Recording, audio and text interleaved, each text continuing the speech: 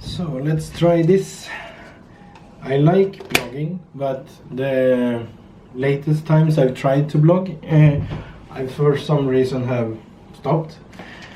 And I'm trying to get back to it, but since 2011 it seems like it is for naught. So I'm trying to do it again, and I'm planning now to do 3 movies for today.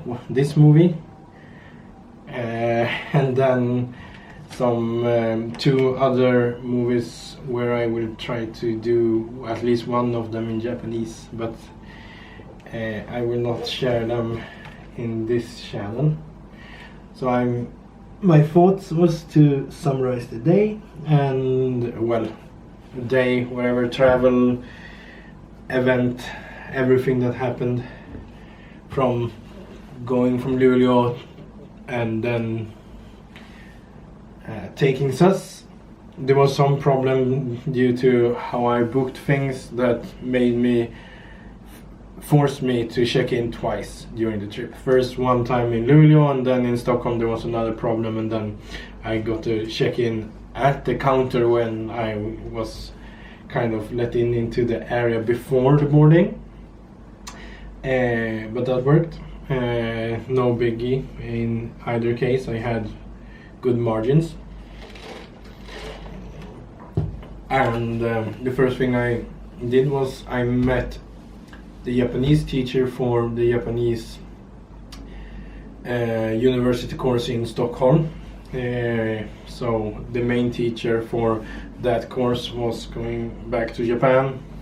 So I talked to her, mostly in Swedish and some in Japanese, but I wasn't really prepared to talk that much, and she has switched seamlessly between languages anyway, so it was fine.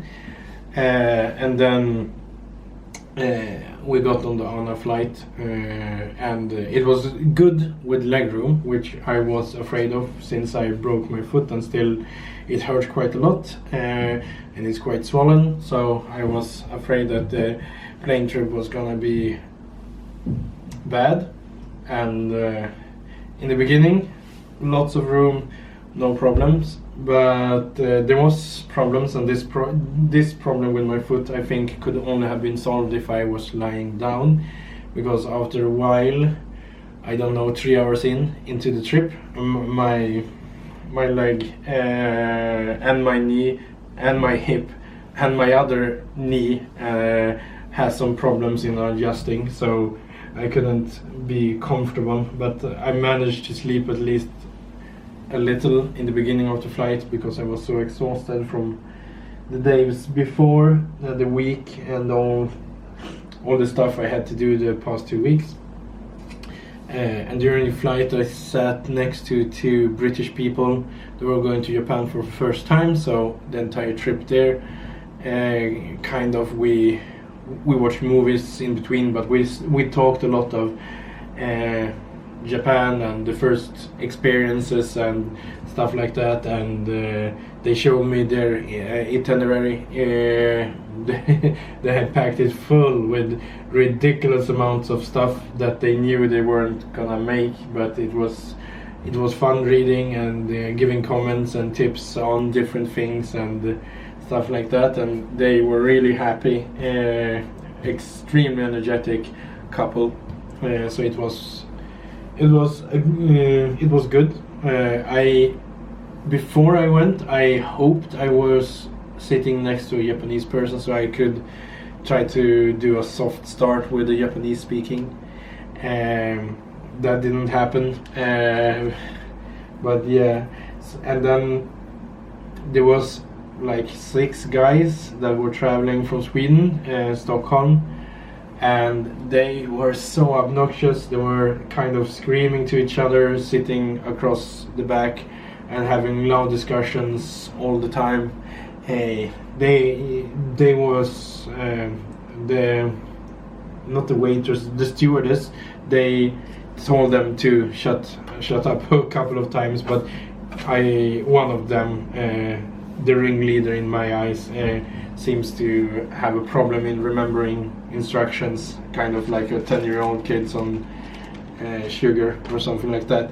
And he seemed also to be the most experienced one of them, but his experience later proved to amount to extremely nothing, rudeness mostly, and stuff like that. So yeah, it was fun, and then the trip went quite well, except for the leg thing. But the leg thing I expected worse, but I got something at least. I have saved some of my morphine from when it was really bad, and in case something happened, but I didn't use any of them. And in hindsight, I should have, because they would have helped me sleep as well. Because right now I'm super exhausted. I don't know for how long I've been up, and it's been a while, to say the least, when it comes to how long I've been up and about. And then when we arrived at the airport, even if you, at least with Anna, you are landing so far away from the main terminal that you go there by bus, and I hope that this will be changed in the future, because there are 2 flights landing at the same time. So the time you are supposed to save with Visit Japan web, with filling out the forms and stuff, it's nothing anymore, because they put everyone in the same queue, and this confuses the shit of everyone, because it seems like there are signs like, if you have done this, go here, but then there were so many people that they put everyone except the pregnant people and the kids. There was a children's football soccer team on the plane as well. Those and all the people with small infants and stuff, they got in a priority line, but the rest had to queue in a mega huge queue, like in the olden days before they introduced the machines where you could kind of check in yourself. But now all these machines seems to be out of order. I don't know why they are not using them anymore, so you still need to, if you have the Visit Japan web, you don't need to fill in the yellow card, but it's still very obnoxious. You barely save any time. You do save some time, especially in the end, but a really long time sink, like 1.5 hours of queuing before you get to your luggage. That thing is now unavoidable, and doesn't really matter, because if you don't have this Japan web, you go to the queue directly. If you have this Japan web, you just go to the computer to confirm you didn't put anything wrong, and then you join the queue where everyone else is. So it's super stupid.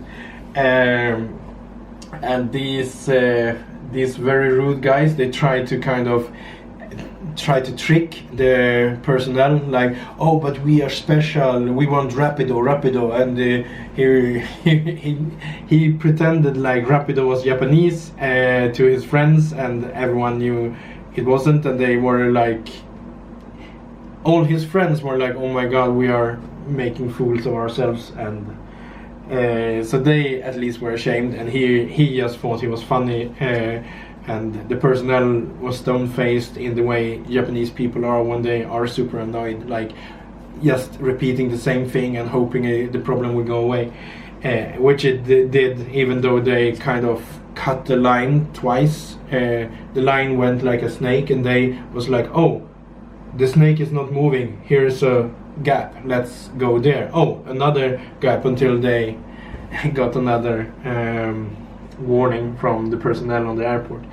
So yeah, they were super stupid. I hate them. I really hate them.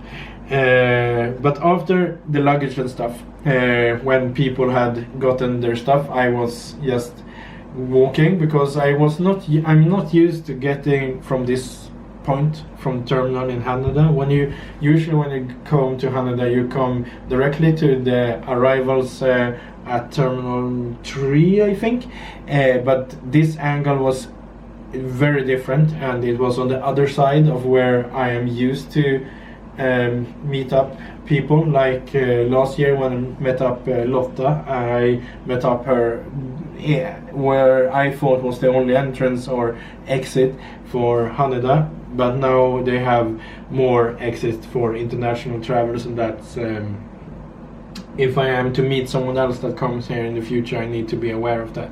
But when I went there and I just went to the toilet, and then I were gonna charge my Suica, and there was shit tons of Swedes, Norwegians and Scandinavian people trying to just figure out how they got off the airport. Most of them tried to pay with their credit card, and there are some ticket gates in which you don't need Suica or IC cards where you can use your credit card, but most of them are not here, which is kind of strange. So they did not understand. They went to the ticket machines, they didn't get anything, they were so confused. So I started helping some confused girls that were like, oh, I only know Osaka. One of the girls had been in Japan before, but she had only been in Osaka and small towns, so she did not know how Tokyo worked, and she complained a lot. So I helped them to order things and get them to the gate, and then I helped some other couple grown-ups that were super confused, and then there was some Norwegians, a Norwegian man like 5 years younger than me, and his son that were desperately super jet lagged, super tired, and just wanted to get to the town. And so I helped them find an ATM, helped them buy a Suica card, because now they sell them in the machines again, and then charged that Suica. And then since I was kind of tired after helping shit tons of people, I said, oh well, I can't follow you, because they were super confused of how they were gonna find it. They wanted to take a cab from Haneda airport, and I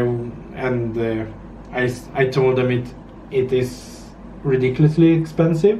It's possible, I've done it, but that far to Akiba it's just ridiculous. The price they pay and the time it takes is about the same, so they don't really change things. So I went with them to Akiba and to their hotel, which was super close to the station,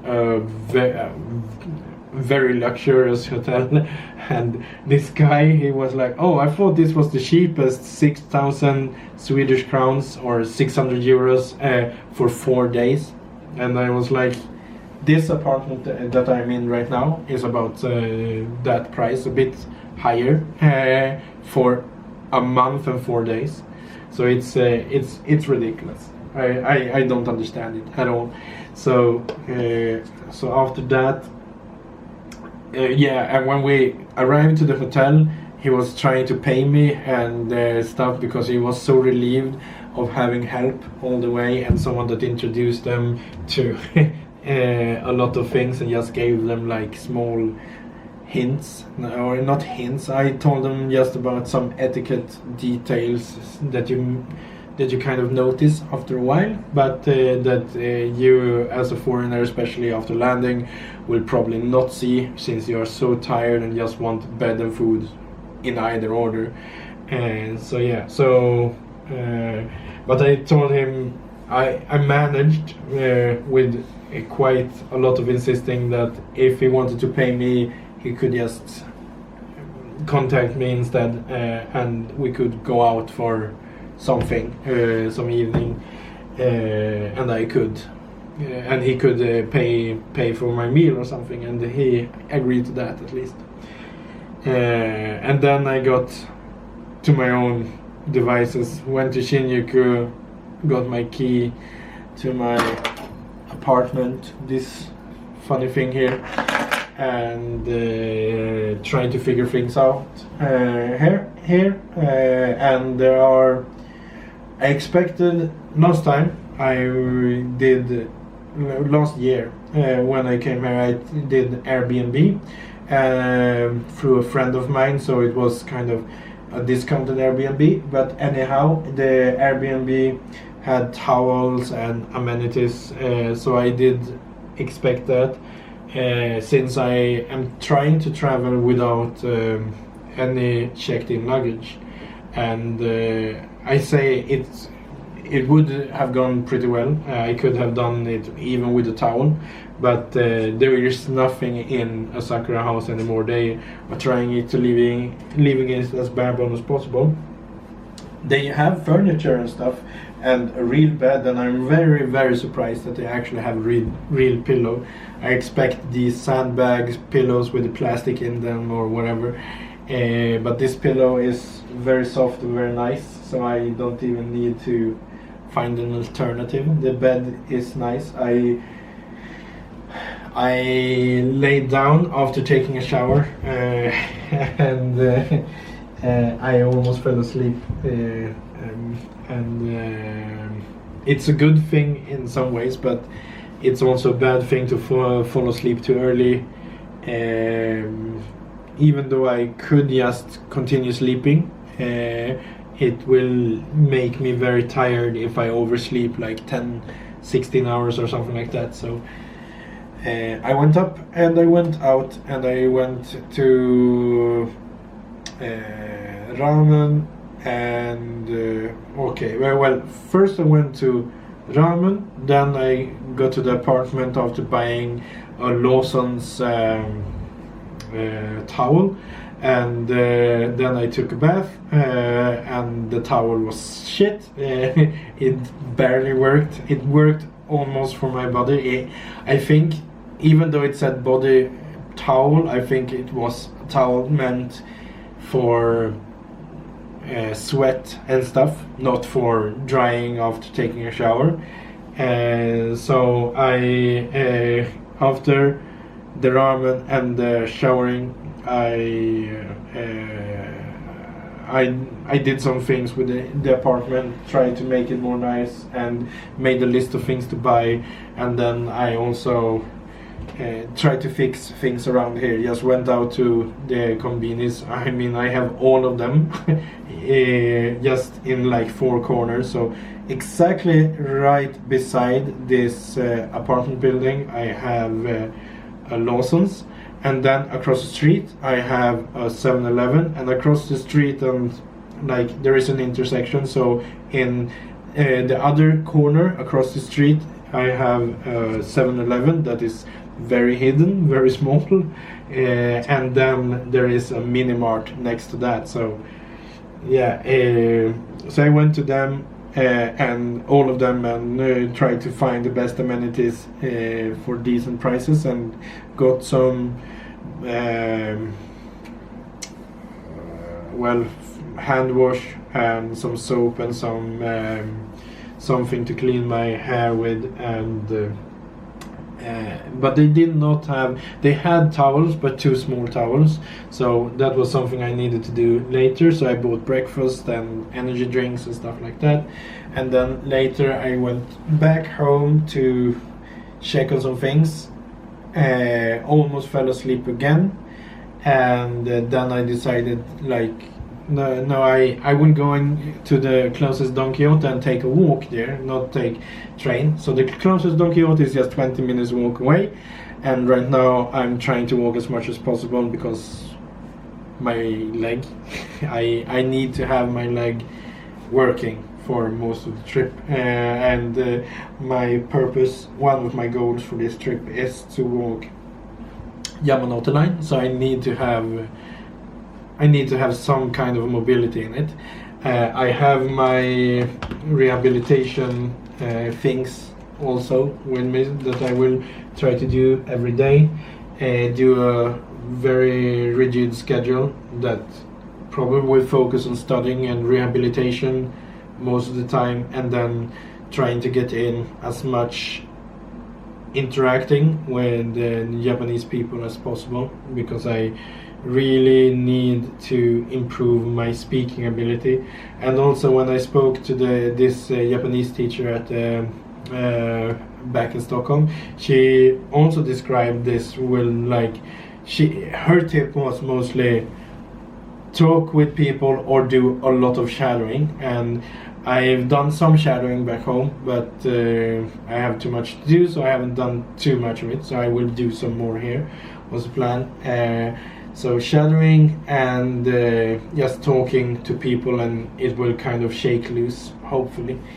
So my plan is to study, try to keep up with the university schedule and my homework and all of that, and then try to find time to go out to izakayas and drink with people and meet people in different ways. And I also have a project from in school in which I will take 2 strangers and treat them to a meal, and then have them answer an survey and do a short interview with these people if I can manage it. So I probably will have to start with that after this week.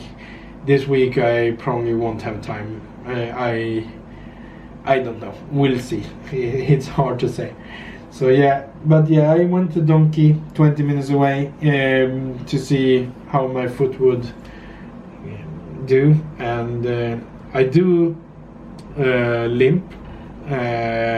If I don't focus on every step I take, I limp. I limp a lot, so much that people notice it. I always limp in stairs going downwards. I don't limp at all going upwards, but it hurts. Every step hurts, but it hurts more going upward. But I can do it without anyone, including myself, noticing any kind of limp. But going down, it's impossible, and going forward, as soon as I walk a little bit too fast, I start to limp, and as soon as I don't focus on every step I take, I start to limp. So I walked, and 20 minutes one way and 20 minutes back. It was supposed to be that for normal pace. It was close to 30, because I cannot walk in a decent pace without limping, and I'm trying to focus on not learning the limp behavior. So just walking until I reached Donkey, and then I was in Donkey for 2 hours, super tired, overexhausted, and trying to find my towels and some other stuff that I needed. So I bought some umeshu, some lemon sour, and I found towels pretty cheaply that works for the purpose. I did want more like fun towels, but I have a big need of having towels bigger than finding something that is thematic. And also I found a new of these. For those that knows me, I usually had kind of one of these in my belt before, because I like to have things in my belt rather than in my pockets, especially since pockets very often just tend to break. So yeah, but yeah, today I've been walking like that, and my feet were very tired, negatively tired in the end. I think I kind of overdid it. Not that it hurt so much more than I think is okay, and also my doctor said in the beginning that it can hurt, but you probably can't walk your leg to a state where it hurts too much. It's just a matter of how much damage I think I can take. So yeah, I bought everything I need, like adapters, because for some reason I know I have a bag of Swedish to Japanese converters back home, including one for iPad, but for some reason I can't find any of them. So either I have left them in Överkalix, which I cannot understand why I would have done that, or I have put it somewhere before I broke my leg and I still haven't gotten to